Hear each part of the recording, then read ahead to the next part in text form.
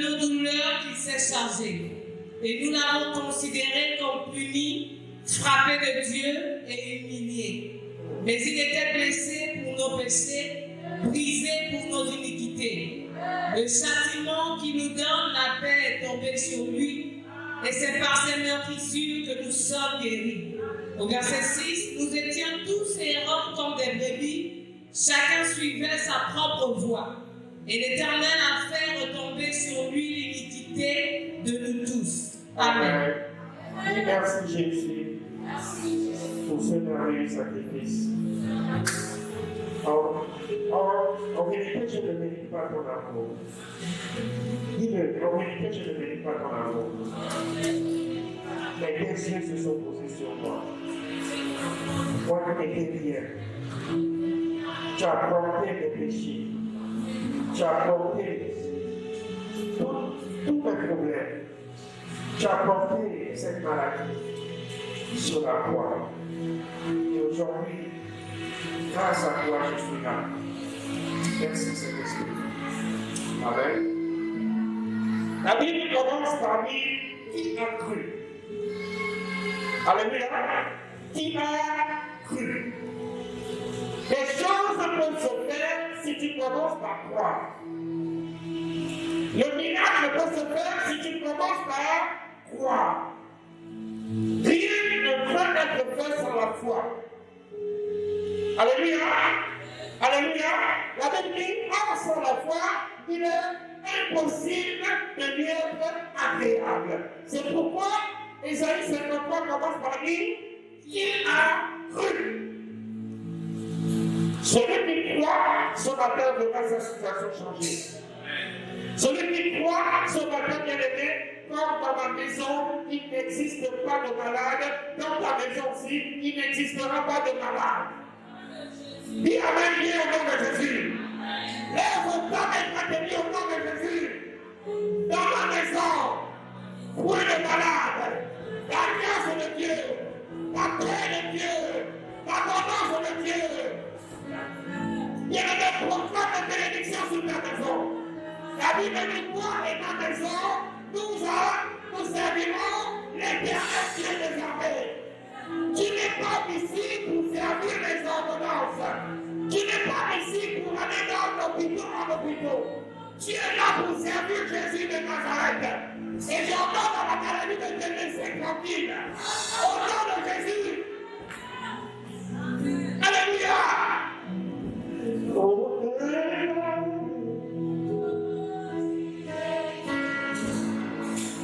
Au-delà de quelle que soit la situation ce matin, j'ai une bonne nouvelle pour toi.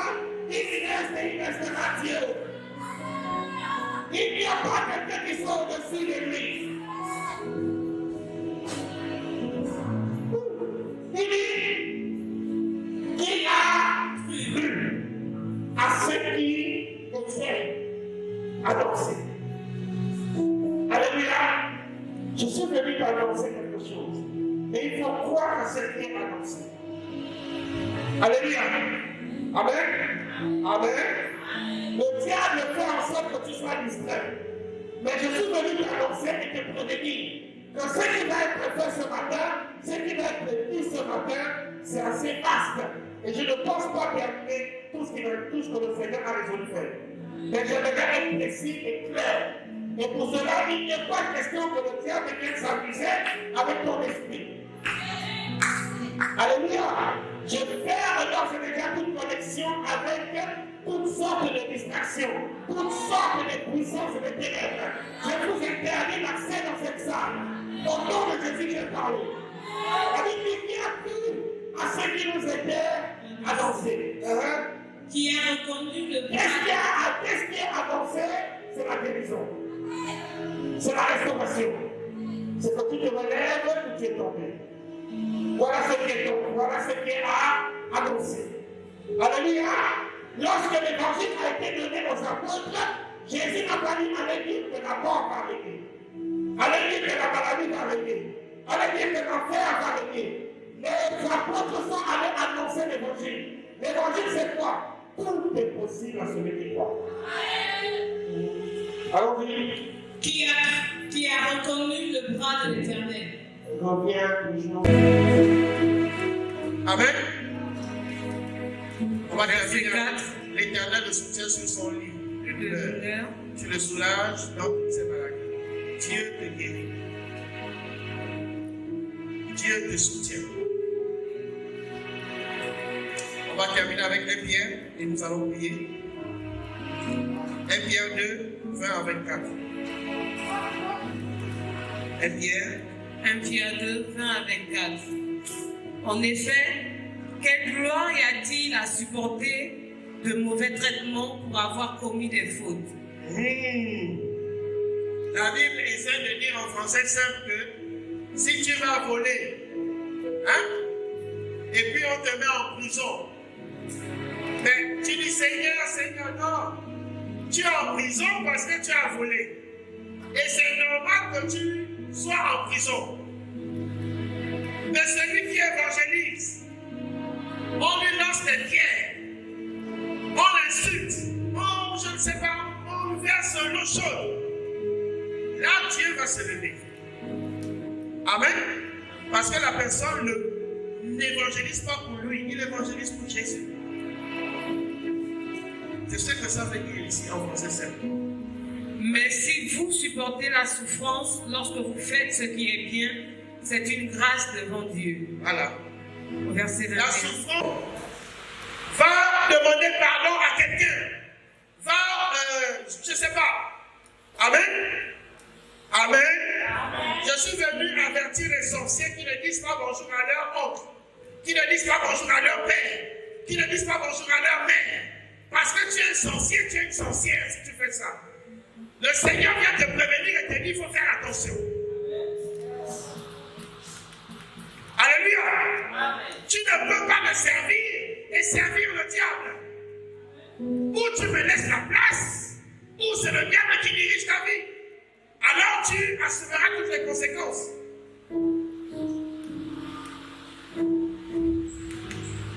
Il faut apprendre à pardonner. Alléluia. Tu dois apprendre à pardonner. Dis ça à quelqu'un. Dis à quelqu'un, tu dois apprendre à pardonner. Il y a des gens qui ont des blessures dans leur cœur depuis des années. Parce qu'ils ont gardé des choses étant petits. Et puis ces choses ont créé, ça a créé ce que ça a créé. Des blessures. Et ces personnes se mettent à se comporter comme la personne. Et tu penses que tu fais ça parce que tu veux? Non, c'est parce que quelque chose n'a pas été réglé.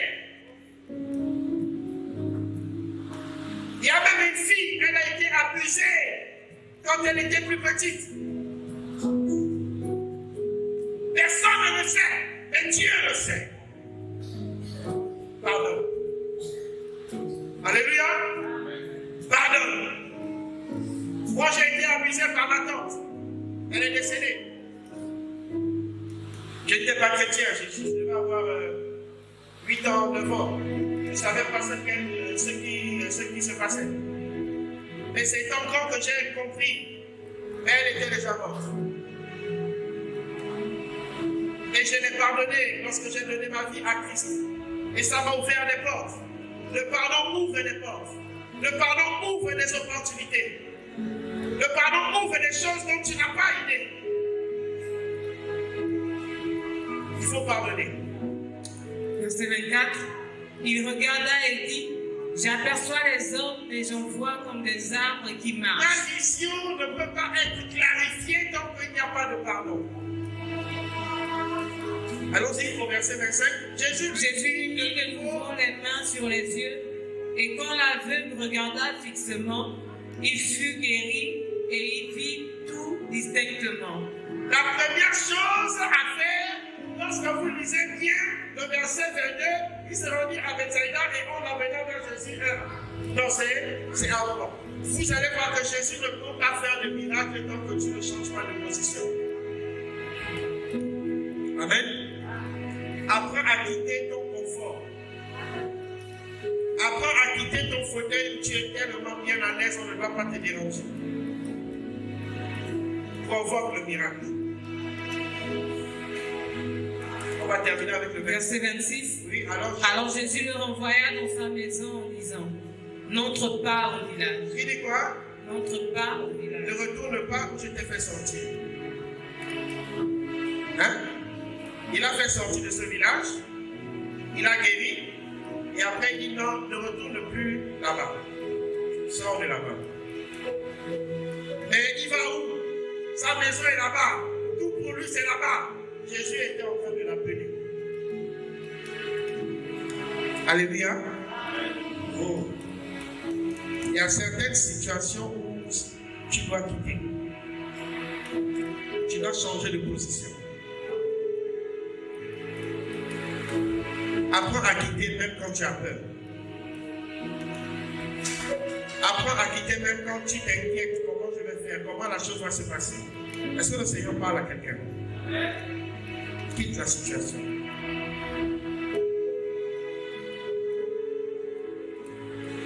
On va aller dans le même psaume là, mais à partir du verset 1 à 4. Vous allez comprendre qu'est-ce qui fait la différence entre Dieu et le diable. Satan fait aussi des miracles. Il en fait. La différence, elle est là. Psaume 41, 1 à 4.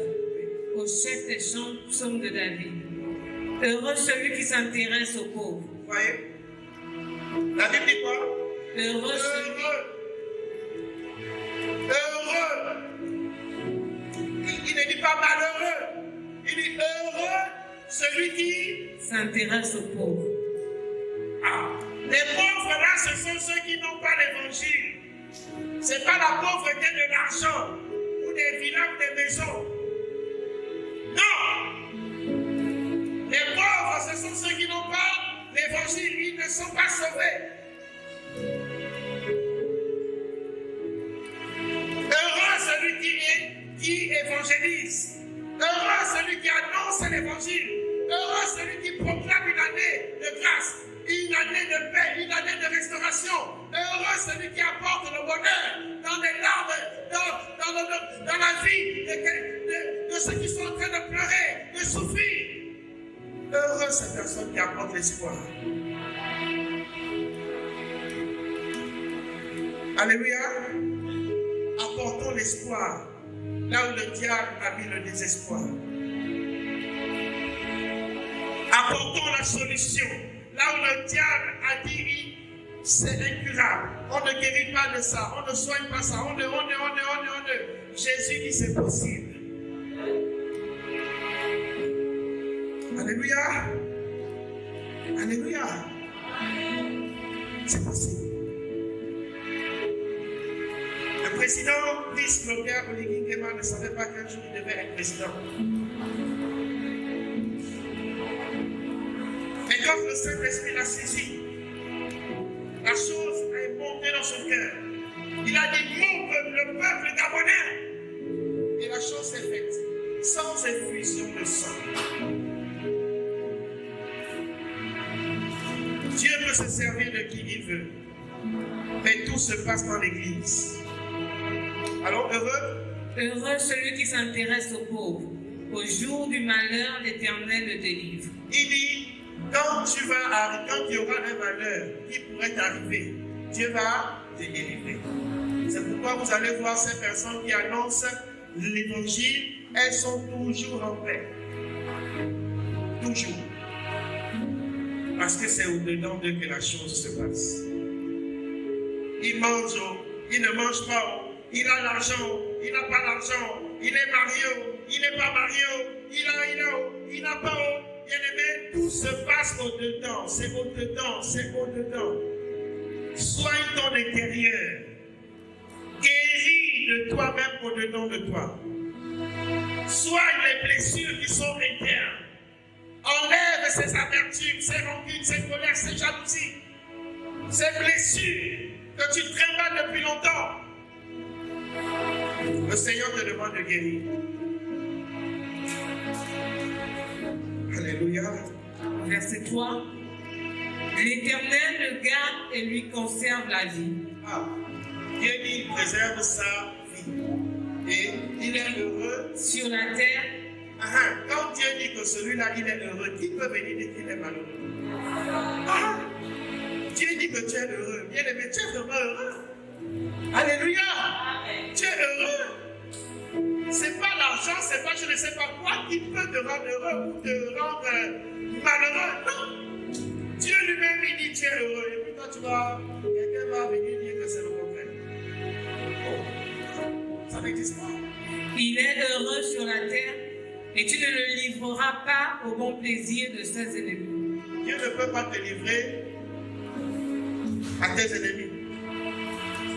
Même quand ils voudront te faire tomber, il va te faire passer tranquillement. Alléluia. Ça, ce sont les avantages de porter l'évangile, d'annoncer l'évangile. Annoncer l'évangile, il y a des bénédictions énormes là-dedans. La puissance de l'Esprit de Dieu s'accomplit dans les faiblesses, dans l'humilité. Alors que je suis faible, c'est là que Dieu relève le faible. Ne pensez pas que la faiblesse est une faiblesse. La faiblesse est un appui, est un tremplin, est quelque chose qui permet à quelqu'un d'être propulsé.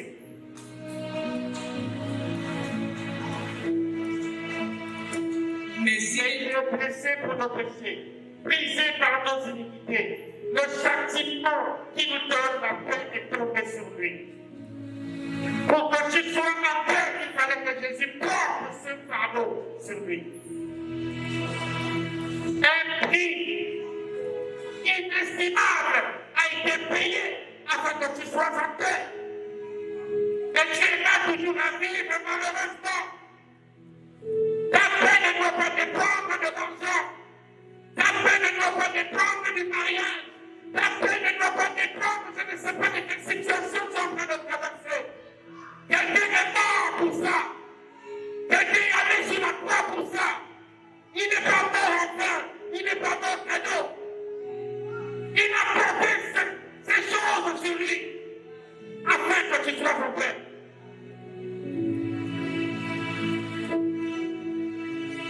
Nous avons un Dieu pour dorénavant, sois en paix dans toute situation. Dans tout ce que tu pourras traverser, on te méprise. L'injustice, celui qui ne travaille même pas, il ne fouille, il ne vient même pas au travail, c'est lui qu'on va élever.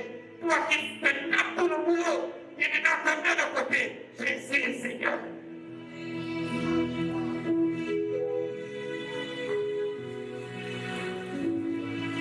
Nous devons toujours tourner nos regards vers lui.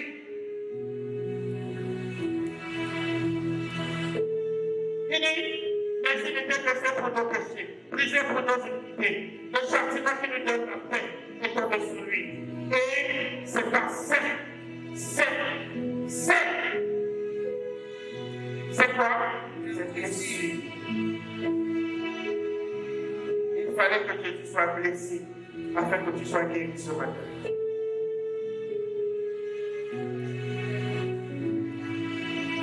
Alléluia. Une blessure, un coup de fouet, une blessure. Il a pensé à toi. Il a pensé à moi. Et gloire soit rendue à Dieu. Il fait en sorte que ces blessures jusqu'aujourd'hui elles demeurent. Et elles sont ici.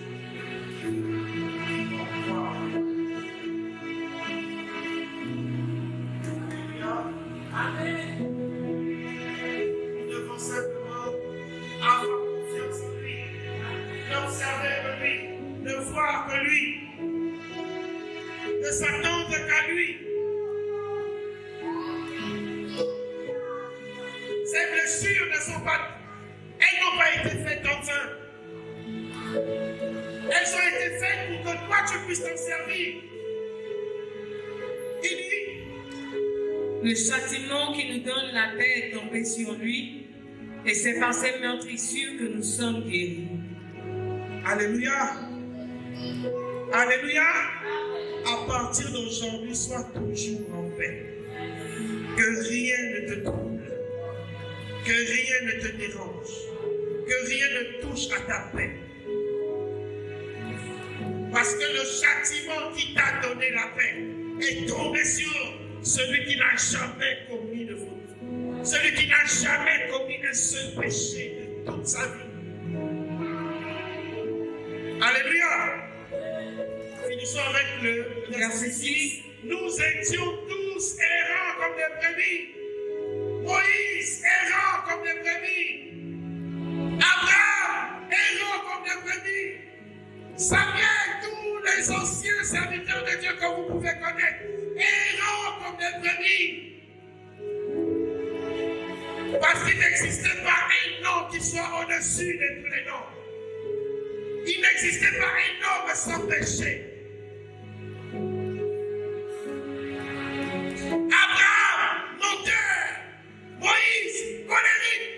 Isaac, tout ce que vous voulez. Esaïe, je ne sais pas qui. Des pécheurs. Mais il y a eu un homme sur toute la création, sur toute l'humanité. Un homme qui n'a jamais commis de péché. Il a foulé cette terre. Il a mis ses deux pieds sur cette terre comme toi et moi. Et il s'est chargé sur lui de toutes sortes de malédictions que tu peux entreprendre. Sois guéri ce matin. Nous étions tous errants comme des brebis, chacun suivait sa propre voie. Alléluia. Chacun faisait comme il voulait. Oh! Jésus est venu remettre l'ordre. Il a pris l'Ancien Testament. Il a pris le Nouveau Testament. Et il met le commencement d'une nouvelle ère. Ça s'appelle l'ère chrétienne.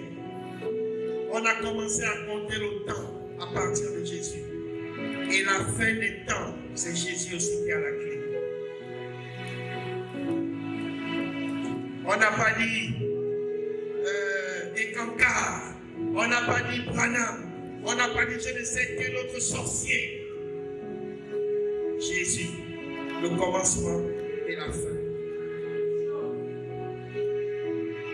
C'est pourquoi j'aimerais que tu comprennes que Jésus te fait énormément confiance. Il te fait confiance. Chacun suivait sa propre voie et l'Éternel a fait retomber sur lui l'iniquité de nous tous. Nous allons lire Psaume 41, 5 et quelqu'un d'autre se prépare dans Marc chapitre 8. C'est au tableau de toute façon. Je fais en sorte que tout soit mis au tableau. Les blessures de quoi? De l'âme. Hein? Les blessures de l'âme. Ton âme peut être blessée. On va lire ça. Psaume 41, verset 5. Je dis, Éternel, aie pitié de moi.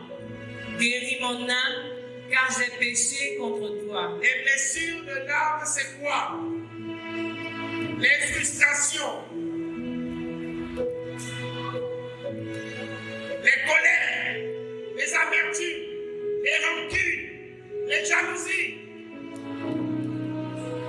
Quoi d'autre? Des choses qu'on ne peut pas toucher.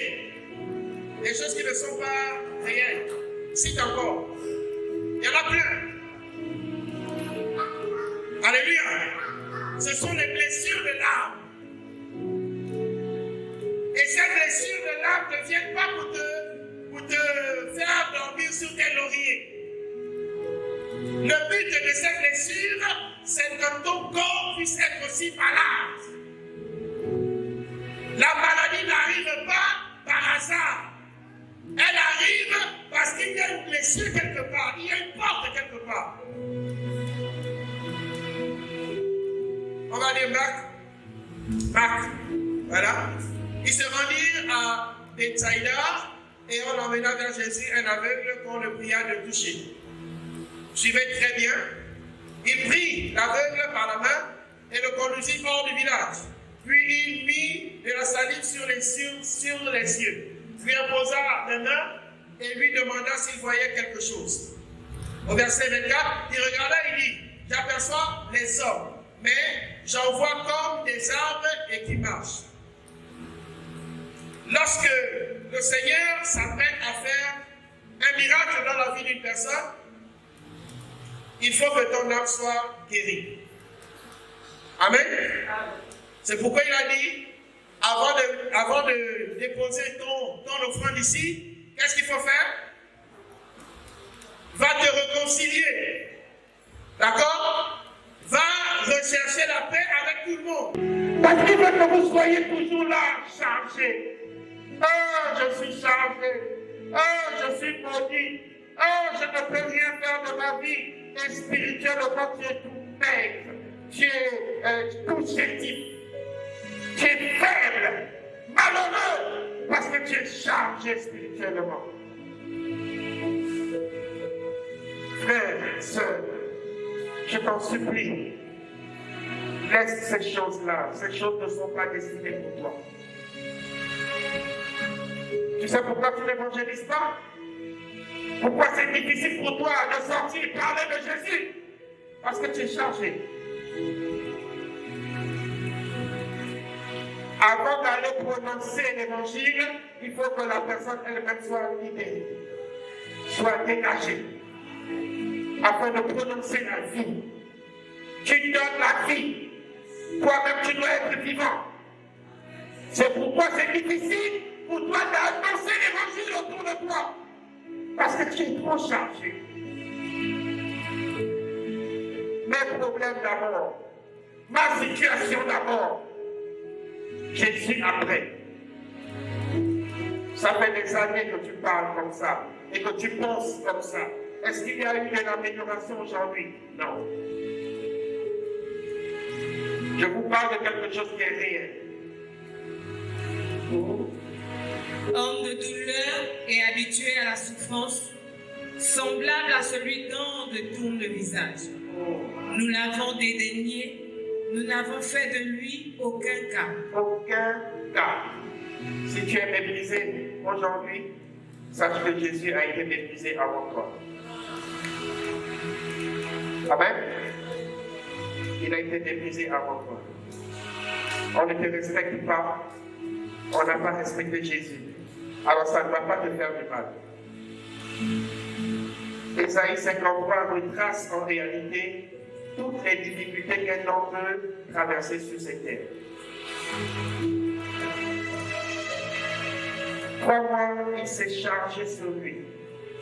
Il a mis ça sur lui. Ces choses spirituelles que tu travailles, ces rancunes spirituelles que tu travailles, ces blessures spirituelles que tu travailles, il s'est chargé sur lui. Alors tu dois apprendre à être libre. Libre.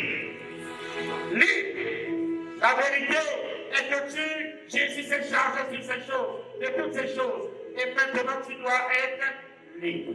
Vous connaîtrez la vérité et la vérité vous rendra libre.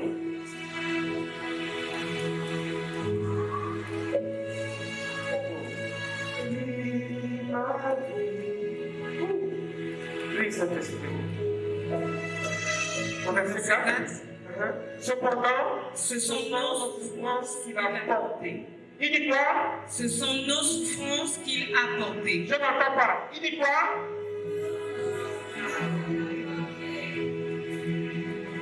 Souffrance. Voilà souffrance. Jésus dit il porte. Alors toi tu portes quoi? Amen. Qu'est-ce que tu portes? Tu souffres donc. C'est ici, c'est pas là-bas. Tu dois regarder dans ta vie, il n'y a plus la souffrance. Le diable veut te faire croire que tu souffres. Mais en fait, tu ne souffres pas. Parce que la souffrance, le mot souffrance, Jésus a déjà porté ça. Il n'est pas un menteur. Arrêtez de croire que vous souffrez. Arrêtez, vous ne souffrez pas. Personne ne souffre. À plus forte raison quand tu es Jésus. Et tu penses souffrir. Donc Jésus était menteur quand il dit qu'il s'est chargé de nos souffrances. Il ment? Non. Oh. Ce n'est pas la souffrance, c'est de l'ignorance. que Jésus porte et ce que Jésus a réglé sur la croix. Quand on parle de guérison spirituelle, c'est assez vaste. Cependant, ce sont nos souffrances qu'il a portées, c'est de nos douleurs qu'il s'est chargé. Ah! Souffrance, c'est dans le panier. Douleur, c'est dans le panier. Mépris, c'est dans le panier. Maladie, c'est dans le panier. Pourquoi? C'est dans la Bible, tout ça là c'est ici. Il a porté ça sur lui. Il n'existe rien que Jésus n'ait pas porté. Alors j'aimerais t'annoncer que tu n'as plus le droit d'être malade. C'est dans son panier. Alléluia. Alors ne porte pas quelque chose qui a déjà été payé.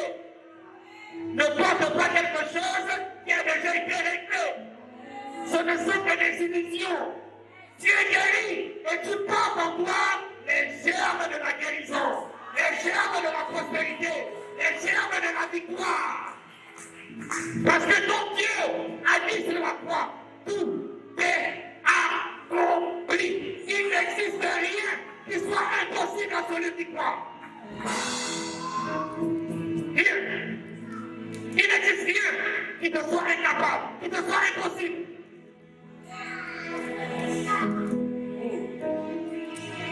C'est de nos douleurs qu'il s'est chargé et nous l'avons considéré comme puni, frappé de Dieu et humilié. Je m'embrouille, il faut souvent revenir. Verset 4. Merci. Cependant, ce sont nos souffrances qu'il a portées, c'est de nos douleurs qu'il s'est chargé. Les douleurs que tu dis, oh j'ai mal, j'ai mal. Il a chargé ça sur lui. En dehors des douleurs de l'enfantement. Hein? Amen. Quand la femme veut enfanter, lui-même ça là, il n'a pas porté ça.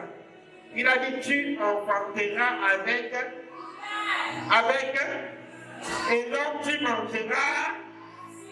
Donc ces deux aspects-là ne figurent pas là-dedans.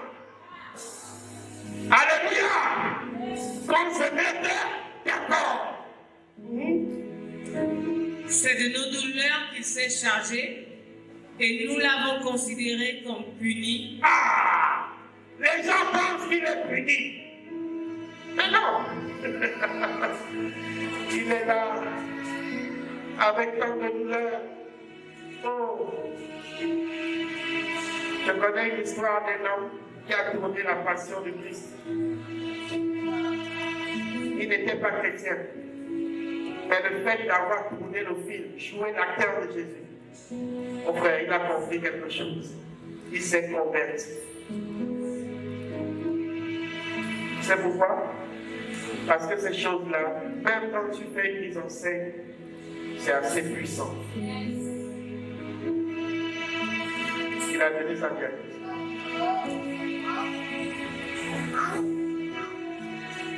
Merci Seigneur. Alors au verset. C'est de nos douleurs qu'il s'est chargé et nous l'avons considéré comme puni, frappé de Dieu et humilié. L'humiliation a déjà été réglée. Au verset 5. Verset 5. Mais il était brisé pour nos péchés, brisé pour nos iniquités. Alléluia. Mais il était blessé pour nos péchés. Chaque blessure, écoutez bien ce que je vais vous dire. Chaque blessure, quand on te blesse, tu as mal, n'est-ce pas? Mais la blessure était une porte dans la vie de Jésus. On l'a frappé, on l'a blessé.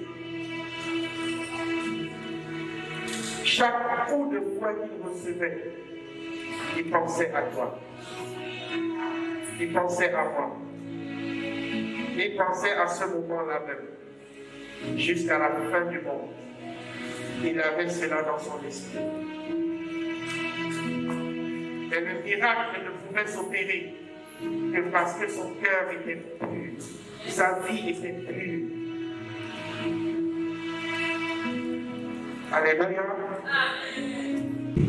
Qui s'est rabaissé, qui s'est fait péché, qui s'est fait malédiction, qui s'est fait tous les maux du monde. Et ils oublient que Jésus a dit, Jésus même est venu faire mieux. Il a lavé les pieds de ses disciples. Jésus, celui que quand il rentre, le royaume de Dieu se prosterne. Les anges se prosternent. Mais Jésus vient laver les pieds de Pierre, les pieds de Paul, les pieds de et puis toi, tu as la diable, tu as la grosse robe, tu as le bâton, puis tu marches. Ah, je suis évêque. Ah, on ne peut pas te parler mal parce que tu es évêque. L'enfer te guette. Revenons à la base, revenons aux Écritures. Revenons à Jésus. L'honneur, à qui revient l'honneur? Oui. Mais Jésus nous a montré le chemin et nous a montré ce qu'il faut faire. Alléluia. Alléluia. Si on peut acclamer ce merveilleux Jésus, s'il vous plaît.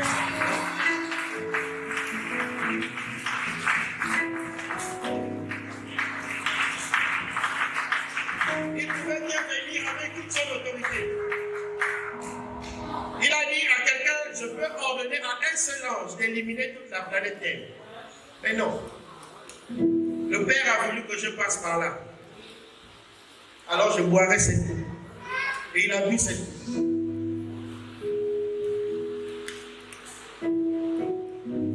Je lève les yeux. Oh, tu commences à prier. Merci Saint-Esprit. Il est question ce matin que tu te décharges, que tu abandonnes, que tu délaisses, que tu pardonnes et que tu fasses un pas de l'avant ce matin. Observe ta vie, observe les personnes à qui tu en veux, observe les réactions de ton cœur, observe l'amertume qu'il y a dans ta vie.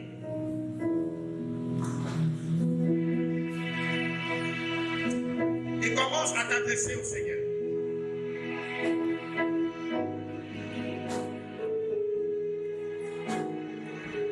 Adresse-toi au Seigneur. La Bible dit c'est une grâce.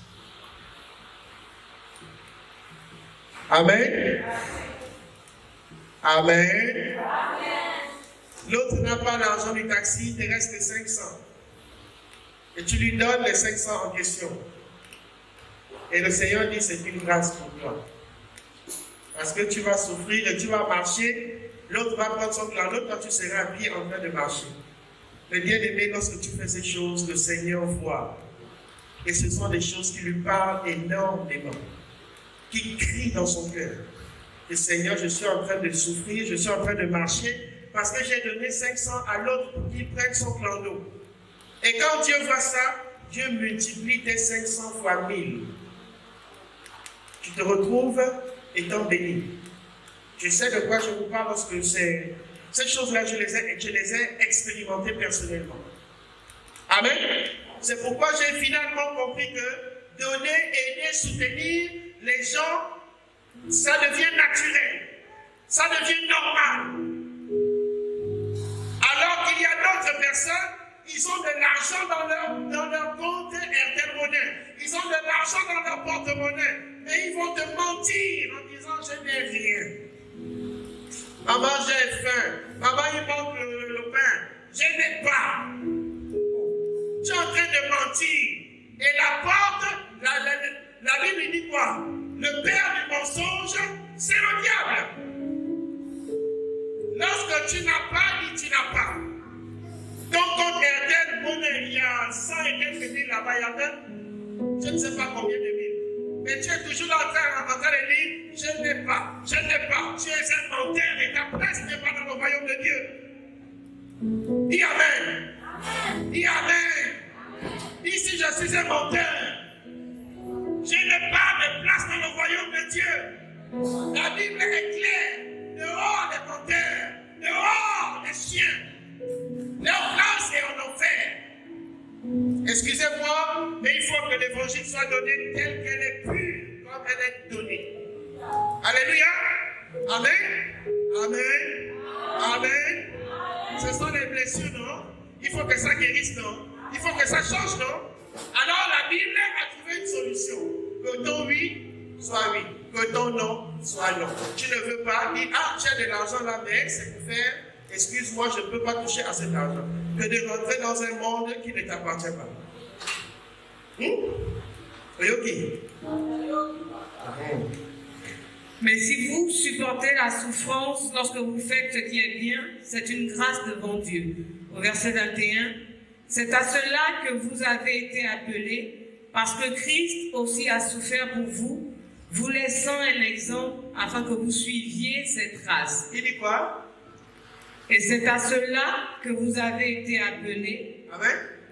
C'est à cela que vous avez été appelés à faire quoi? Hein? Faire du bien. On n'a pas été appelé à jouer aux avares, aux peines, ou au cerveau, ou aux plus sages. Tu n'es pas plus malin que Dieu, rassure-toi. Tu n'es pas plus sage que Dieu, rassure-toi. Il connaît le fond de ton cœur. Alléluia. Soyons vrais avec ce que nous sommes au-dedans de nous.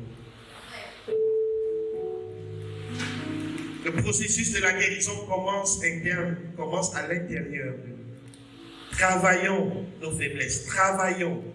Laissons ces choses-là, abandonnons ces choses et apprenons à dire la vérité. Et alors là, la Bible vient maintenant dire, et c'est à cela que vous avez été appelés, parce que Christ aussi a souffert pour vous. Vous laissant un exemple afin que vous suiviez ses traces. Amen. Verset 1. Lui qui n'a pas commis de péché, et dans la bouche duquel il ne s'est point trouvé de fraude. Quand Jésus avait 100 francs, il disait, j'ai 100 francs.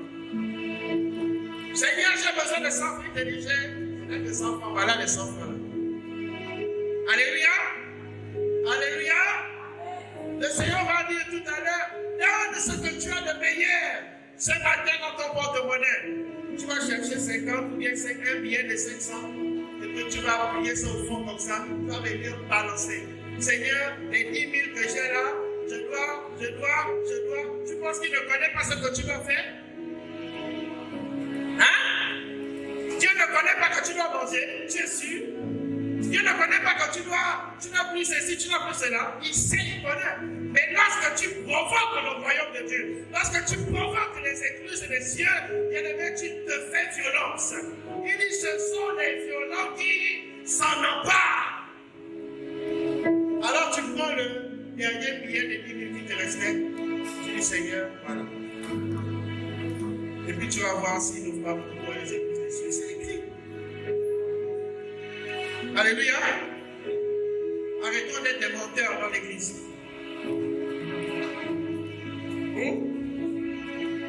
C'est même mieux que tu ne donnes pas. Tu as 10 500. Donnons l'offrande, tu cherches 500. Il y a des dégâts avec les 500. C'est mieux. Amen. Amen. Est-ce qu'il y a des chrétiens ici? Nous sommes là. Amen. Ça va? Garde tes 500. Personne ne viendra te dire non. Jésus n'a pas besoin d'argent. Rassurez-vous. Et son serviteur non plus.